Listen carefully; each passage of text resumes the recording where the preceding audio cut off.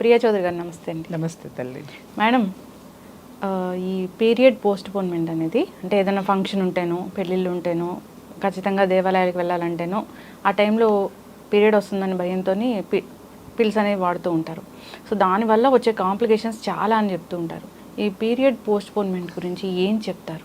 First నేనేం చెప్తానంటే, నేచర్కి సంబంధించినటువంటి దేన్ని కూడా మనం అడ్డుకోకూడదు. ఓకే అమ్మా, అది మనకి సహజంగా వచ్చేటటువంటి ప్రక్రియ. నీకు ఆ సైకిల్ కరెక్ట్గా పనిచేస్తేనే నువ్వు కరెక్ట్గా ఉంటావు. నీ మెంటల్ హెల్త్ బాగుంటుంది, నీ ఫిజికల్ హెల్త్ బాగుంటుంది. చాలామందికి తెలియనటువంటి విషయం ఏంటంటే, ఈ సైక్లింగ్ సరిగ్గా రాకపోతేనే, పీరియడ్స్ సరిగ్గా రాకపోతేనే ఈ యాంగ్జైటీలు పెరగడం, డిప్రెషన్లు రావడము, తర్వాత గాల్ బ్లాడర్ బ్లాడర్లో బబుల్స్ రావడము, ఇవన్నీ జరుగుతూ ఉంటాయి. ఓకే, ఇది ఎప్పుడైతే కరెక్ట్గా పీరియడ్స్ రెగ్యులర్గా వచ్చే వాళ్ళు ఎవరైతే ఉంటారో వాళ్ళు ఎంతటి స్ట్రెస్నైనా తట్టుకునేటటువంటి అవకాశం ఉంటుంది. పీరియడ్స్ రెగ్యులర్గా వచ్చే వాళ్ళ హెల్త్ చాలా బాగుంటుంది.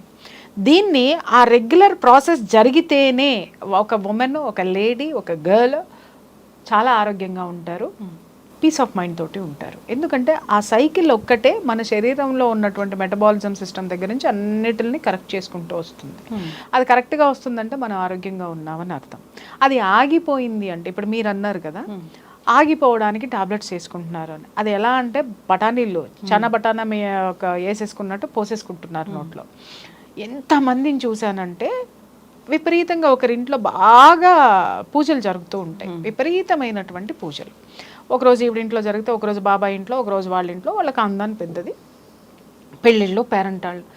నాకు తెలిసి సంవత్సరంలో కనీసము ఒక 5-6 సార్లు వింటాను, నేను డేట్ రాకుండా వేసుకున్నాను, తల తిరుగుతుంది, అది ఇది అని చెప్పేసి అని. చివరికి ఆ పర్సనాలిటీకి వచ్చినటువంటి ప్రాబ్లం ఏంటంటే క్యాన్సర్ వచ్చింది, గర్భసంచిక క్యాన్సర్ వచ్చింది. ఏంటి అనంటే, ఈ టాబ్లెట్స్ వేసుకొని దాన్ని ఆపడం వల్ల ఈ టాబ్లెట్స్ సైడ్ ఎఫెక్ట్స్ కూడా ఒక కారణము, మేజర్ కారణం. అది నువ్వు సహజంగా ఇప్పుడు నీకు other side of the coin చెప్తా. చాలామంది కూడా, ఇప్పుడు మీరు గైనకాలజిస్ట్ దగ్గరికి వెళ్ళండి, పీరియడ్స్ ఇర్రెగ్యులర్గా వస్తున్నాయని వెళ్ళేవాళ్ళు ఉంటారు. ఇక్కడేమో రెగ్యులర్గా వచ్చేవాళ్ళేమో పెళ్ళిళ్ళు, పేరెంటాళ్ళు, ఇంకొకటి అని చెప్పేసి అని పిలిచేసుకుని ఆపేస్తున్నారు.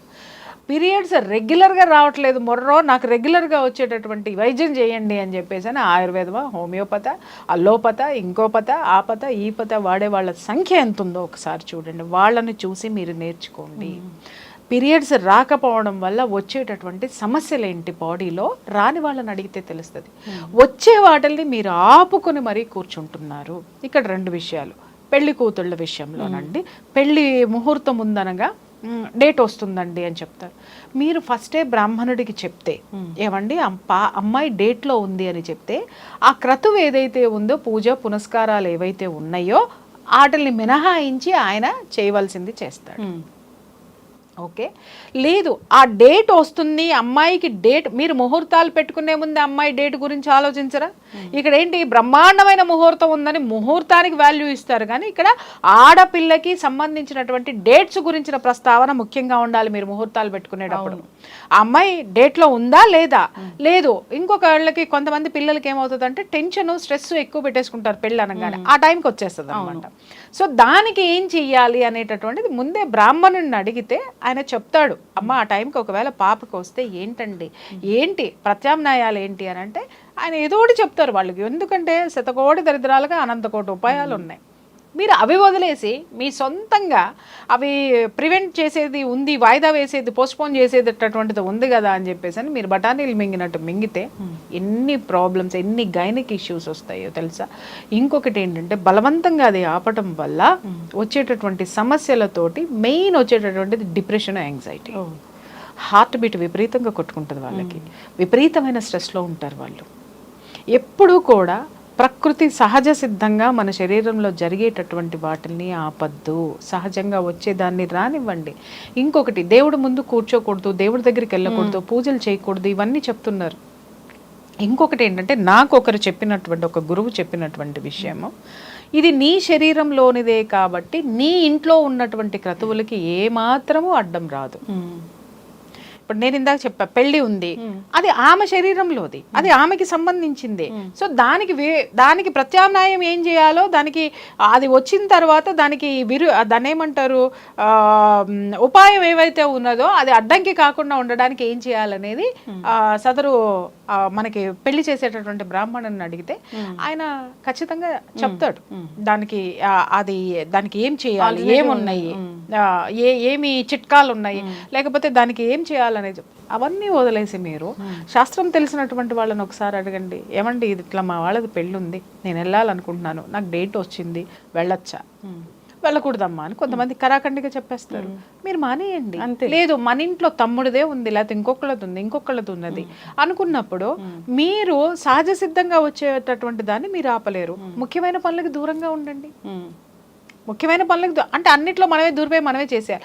ఎలాగండి నేను లేకపోతే అసలు అక్కడ అస్సలు అవ్వదండి అంటారు. దానంత పిచ్చితనం రెండోది ఉండదు. ఏంటంటే అయ్యవారా లేరు కదా అని అమావాస్య ఆగదనే సామెత 100% ఉంది.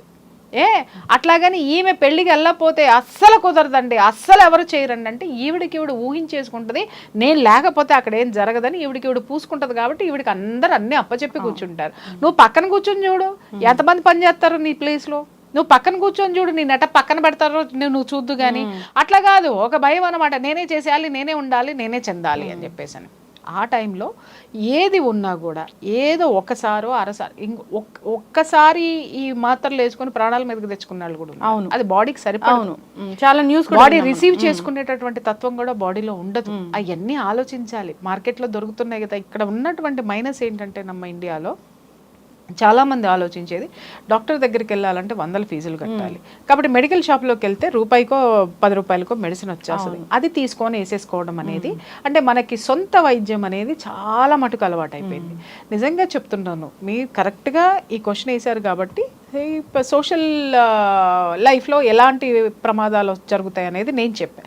మీరు సైంటిఫిక్గా ఒక డాక్టర్ని కూర్చోబెట్టి కూడా వచ్చేటటువంటి ఆరోగ్య సమస్యలకు కూడా మీరు ఒకసారి ఎపిసోడ్ చేయండి. ఇది చాలా అవసరం ఇవాళ రేపట్లో. మనుషులకు ఎవరికి కూడా శరీరం మీద ప్రేమ లేదు. ఇందాక ఒక ఎపిసోడ్లో మాట్లాడుకున్నాం దేహమే దేవాలయం అనేసి.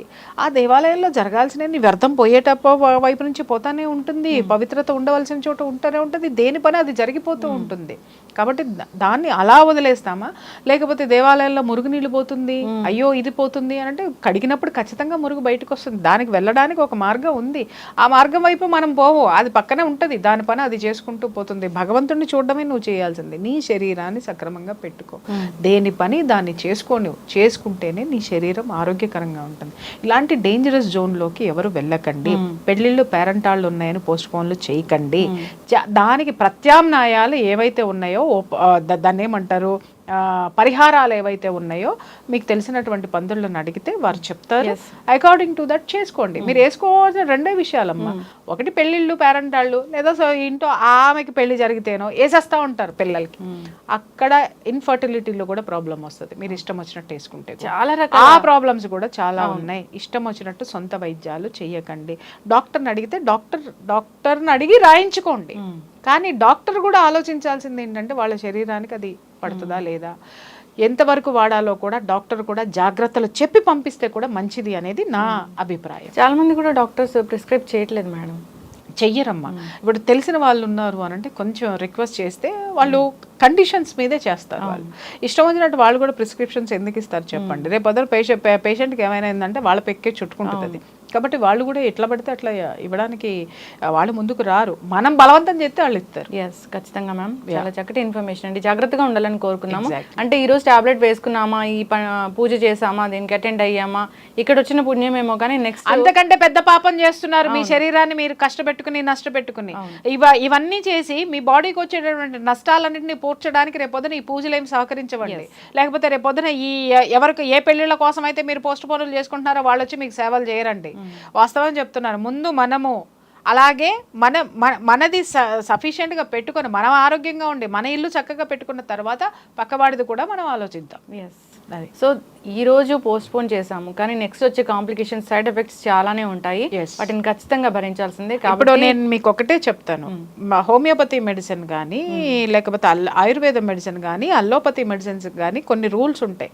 ఒక్కొక్క మెడిసిన్ ఇంతకాలం పనిచేస్తుంది, ఇంతకాలం ఆ బాడీలో ఉంటుంది, ఉండి దాని పని అది చేసుకుంటూ పోతా ఉంటుంది. దాని పని అయిపోయిన తర్వాత కూడా బాడీలో ఉంది అని అంటే అక్కర్లేని పని చేసుకుంటూ పోతే అది ఎంతవరకు ప్రమాదకారి. అలాగే అల్లోపతి మెడిసిన్ ఒక్కొక్కసారి ఒక్కొక్క మెడిసిన్ 20 years దాని శేషాలు మన బాడీలో ఉంటాయి. అంటే 20 ఏళ్ళు అక్కర్లేనటువంటి పని. ఇప్పుడు పెళ్ళి ఉందమ్మా, మండపం కట్టావు, మండపం కట్టిన తర్వాత పెళ్ళి అయిన తర్వాత పీక్కొని వెళ్ళిపోతే ఆ ప్లేస్ ఖాళీగా ఉంటుంది, మళ్ళీ మన పని మనం చేసుకుంటాం. మండపం పేక్కుండా అక్కడే పెట్టావు, ఎన్నిటికి అడ్డాలు, ఆ పూలు కుళ్ళిపోతాయి, అక్కడ దుమ్ము ఎత్తిపోతూ ఉంటుంది, ఆ పరిసరాలు మొత్తము కూడా చాలా ఇదవుతుంది, మన ఇంటికి అడ్డము అన్నీ ఉంటాయి. అదైతే ఎన్ని ఇబ్బందులకు మనకు గురి చేస్తుందో మన బాడీలో ఉన్నటువంటి నిలబడిపోయినటువంటి మెడిసిన్ కూడా దాదాపు ఒక్కొక్క మెడిసిన్ 20 years వరకు మన బాడీలో ఉంటుంది. ఆ మెడిసిన్ని నువ్వు పంపించేటప్పుడు ఇది నీ శరీరంలో అన్నాళ్ళు ఉండడానికి అర్హత ఉందా లేదా అది ఆలోచించుకోండి. ఖచ్చితంగా మేడం, ఖచ్చితంగా దీని గురించి చాలా జాగ్రత్తలు అయితే తీసుకోవాలని కోరుకుందాం. పూజ పోస్ట్ పోన్ చేసుకుంటే ఏం పర్వాలేదు, కానీ ఇలాంటి టాబ్లెట్స్ వేసుకుని చాలా మంది అనుకుంటారు అమ్మో ఈ శివరాత్రి మళ్ళీ రాదు, 100 సంవత్సరాలకు వస్తుంది. అరే నువ్వు మనస్సు పెట్టి చేసావు అని అంటే అద్భుతమైనటువంటి ఎనర్జీ నీకు ఏ టైంలోనైనా భగవంతుడు ఇవ్వడానికి సిద్ధంగా ఉంటాడు. కాకపోతే ప్రత్యేక దినాల్లో ఎందుకు చేస్తారు అని అంటే ఎనర్జీస్ ఎక్కువ ఉంటాయి అని చెప్పేసాను. నువ్వు రోజు చేసుకుంటే ఇల్లు అంతకంటే గొప్ప ఎనర్జీ నీ దగ్గరికి వచ్చే రోజు ఖచ్చితంగా వస్తుంది. Thank you so much madam. So జాగ్రత్తగా ఉండాలని కోరుకున్నాను. అంతే, ధన్యవాదాలు. Thank you.